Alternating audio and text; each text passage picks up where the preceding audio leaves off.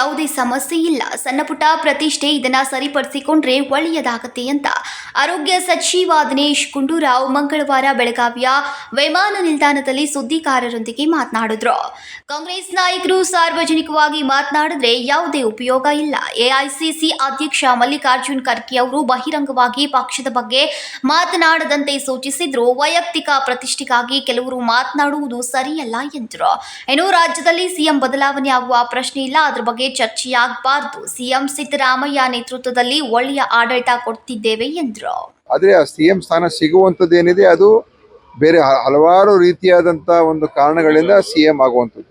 ಸಾಮರ್ಥ್ಯ ಭಾಳಷ್ಟು ಜನರಿಗೆ ಇರ್ತದೆ, ಆದರೆ ಅಲ್ಲಿ ಹೋಗಿ ಕೂತ್ಕೊಳ್ತಕ್ಕಂಥದ್ದಕ್ಕೆ ಅವಕಾಶ ಸಿಗಬೇಕಲ್ಲ. ಒಬ್ಬರೇ ಆಗುತ್ತಾನೆ, 30 ಜನ ಮಂತ್ರಿಗಳಾಗ್ಬೋದು, ಸಿಎಂ ಆಗೋರು ಒಬ್ಬರೇ. ಅದಕ್ಕೋಸ್ಕರ ಅದನ್ನು ಅಷ್ಟು ಸುಲಭವಾಗಿ ಆಗ್ತೀವಿ ಅಂತ ಹೇಳೋಕ್ಕಾಗೋದಿಲ್ಲ. ಎಲ್ಲ ಕೂಡಿ ಬಂದಾಗ ಆಗ್ತದೆ.